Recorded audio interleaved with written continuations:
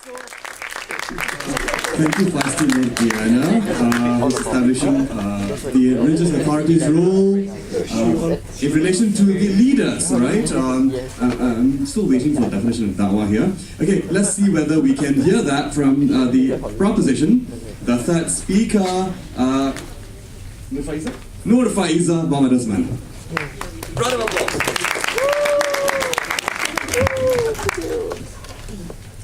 Assalamualaikum warahmatullahi wabarakatuh.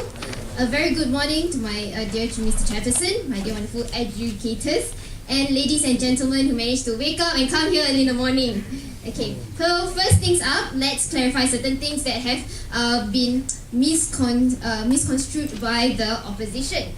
Firstly, when we are talking about religious authority, we have clearly said that the religious authority is somebody who will represent the community, who will have the power to decree fatwas and to implement policies towards the community. So there is a very specific structured formal body that we are talking about here. So a person who works for the religious authority is not necessarily the religious authority. You merely work, and when we are talking about youths here, our youths don't necessarily have to be with the religious authority. In fact, the wonderful thing about youths is that you can choose to be independent agents, to start your own groups, your own initiatives without having to depend on the religious authorities. And secondly, to further elaborate on the concept of authority here, you do not, at the same time, in Islam itself, religious knowledge does not have to be bestowed by the religious authority. In fact, you can always consult respectable scholars in order to seek knowledge on various matters. You do not need a religious authority to confirm certain things for you.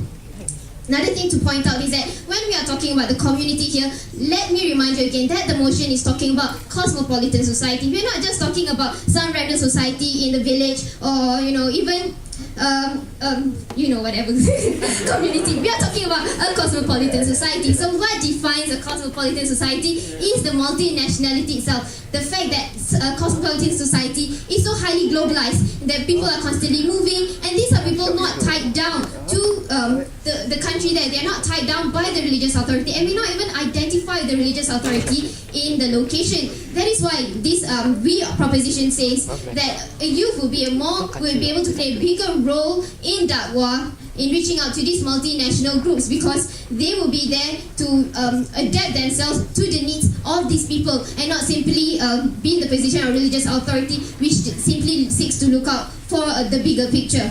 So let me now begin my proper speech by reiterating once again that we, the proposition, believe that in a cosmopolitan society, youths do play a bigger role in da'wah than religious authorities. So let me remind you again, what is da'wah? So da'wah is to call or invite people to Islam. It's not simply imposing policies to a general community. It requires a personal involvement from one person to another. It does not, nowhere in the definition of da'wah does it say you need an organization to call people to Islam. Anyone can call, of course you will need some knowledge, and anyone can call a person to Islam. You do not need a structured body. And youths play a very important role in da'wah, because in any religious authority or in bodies, you will require youths to carry out these.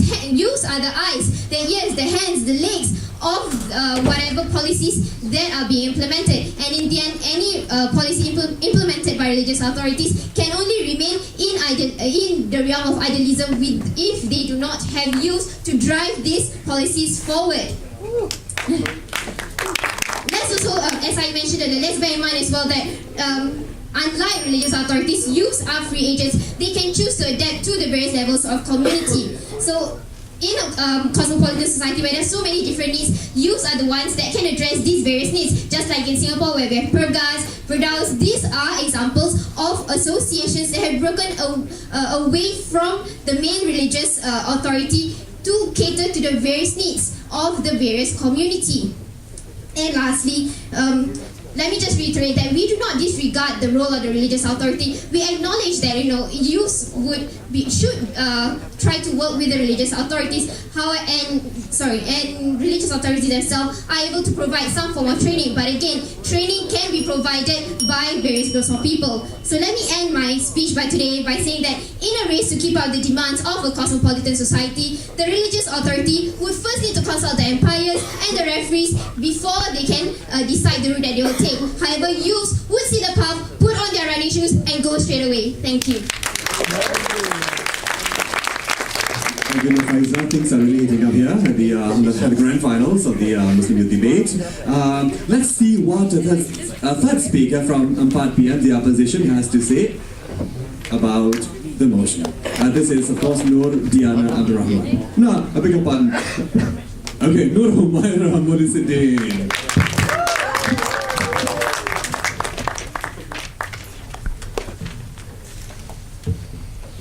Good morning, ladies and gentlemen. Firstly, I would like to address the issues that the proposition has brought about.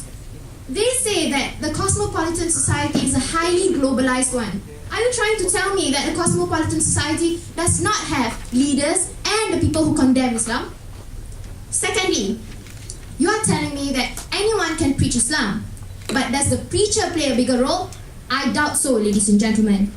Lastly, when you say youths are free agents, there is a risk of wrongful teachings there, ladies and gentlemen. And when these people present wrongful teachings, who do you refer to? Religious authority. And thus, I really think youths do not play a bigger role. Let me continue to my point for today.